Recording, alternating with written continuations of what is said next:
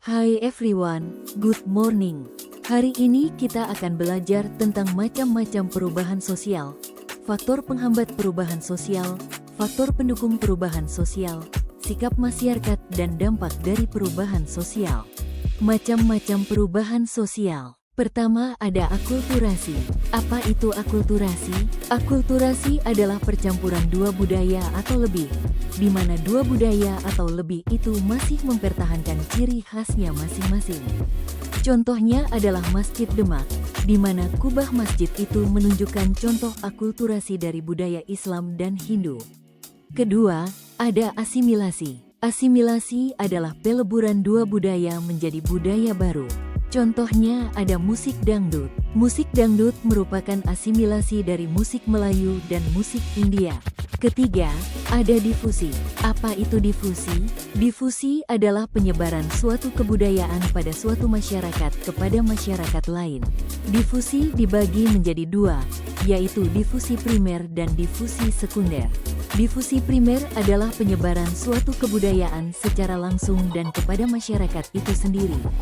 Contohnya seperti penyebaran. Kedua, ada difusi sekunder. Difusi sekunder adalah penyebaran kebudayaan yang dilakukan ke masyarakat lain, tidak satu tempat maupun satu daerah dengan masyarakat itu sendiri.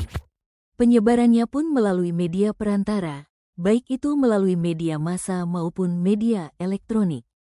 Contohnya penyebaran kebudayaan melalui film-film kartun seperti Upin dan Upin, kita bisa melihat budayanya orang Malaysia, baik dari bahasa Melayunya maupun dari tradisi atau adat mereka.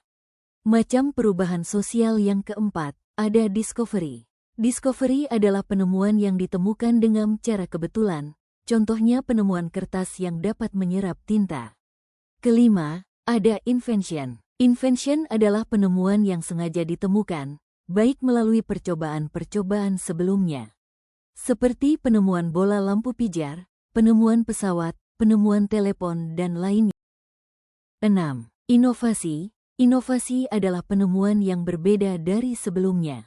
Contoh di bidang teknologi adanya aplikasi-aplikasi digital yang membantu mempermudah setiap kebutuhan masyarakat.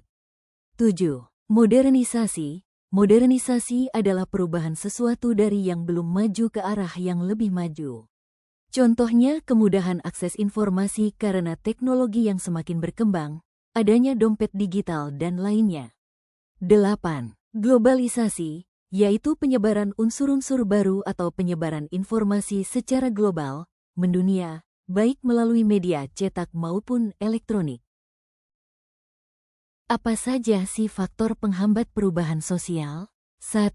Masyarakat yang terisolasi, artinya masyarakatnya tertutup dan tidak mau melakukan kontak sosial dengan masyarakat yang lain. 2. Ilmu pengetahuan terhambat. Kenapa bisa? Karena tidak adanya komunikasi dengan masyarakat yang lain menyebabkan masyarakat tidak mengetahui perkembangan-perkembangan yang ada di luar. 3. Masyarakat konservatif. Apa itu konservatif? Yaitu masyarakatnya masih mempertahankan tradisi mereka, mereka tidak mau menerima budaya baru. Salah satu contohnya ada di suku Baduy yang berada di Banten, di mana Baduy dalam masih mempertahankan tradisi mereka sampai sekarang, tidak menggunakan teknologi. 4. Adanya kepentingan masyarakat. Kepentingan di sini diartikan sebagai kekhawatiran atau rasa takut yang dirasakan masyarakat terhadap masuknya budaya baru. Faktor pendukung perubahan sosial. 1. Kontak dengan kebudayaan lain. Dengan adanya kontak sosial dengan masyarakat yang lain, maka masyarakat dapat mengetahui perkembangan di luar sehingga dapat menyebabkan terjadinya perubahan sosial. 2. Pendidikan yang maju. 3. Penduduk yang heterogen. Heterogen itu berbeda-beda. 4. Orientasi pemikirannya selalu ke depan. 5. Ikhtiar untuk memperbaiki hidupnya. 6. Masyarakat yang terbuka, artinya menerima perubahan-perubahan, mau melakukan interaksi sosial dengan masyarakat lain, yang menyebabkan terjadinya perubahan sosial. Sikap masyarakat terhadap perubahan sosial dibagi dua. Ada yang menerima dan ada yang menolak. Kenapa menerima? Karena kebudayaan baru tidak bertentangan dengan tradisi mereka, dan kebudayaan baru juga memberikan banyak manfaat atau keuntungan untuk masyarakat. Sedangkan menolak, karena kebudayaan baru itu sifatnya otoriter, sehingga masyarakat tidak mau menerima adanya perubahan sosial.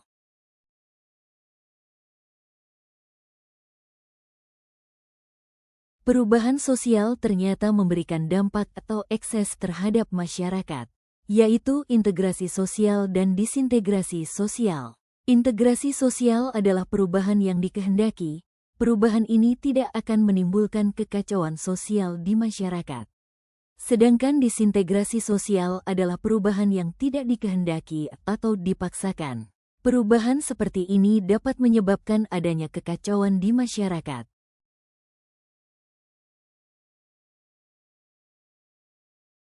Apa sih faktor yang menyebabkan adanya disintegrasi sosial? 1. Beda pandangan. Antara masyarakat dan pemerintah punya pandangan dan tujuan yang berbeda. 2. Tidak berlakunya norma masyarakat. 3. Adanya pertentangan norma-norma. 4. Sanksi yang diberikan kepada pelanggar norma tidak dilaksanakan secara konsekuen. Salah satu contoh disintegrasi sosial adalah pembangunan jalan tol, di mana masyarakat harus menjadi pihak yang berkorban dan harus pindah dari tempat tinggal mereka yang sudah lama mereka tinggali.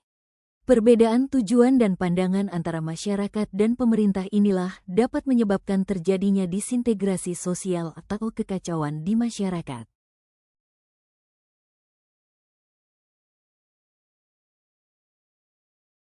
Tugas, kerjakan aktivitas 1.2 di buku LKSIPS halaman 13.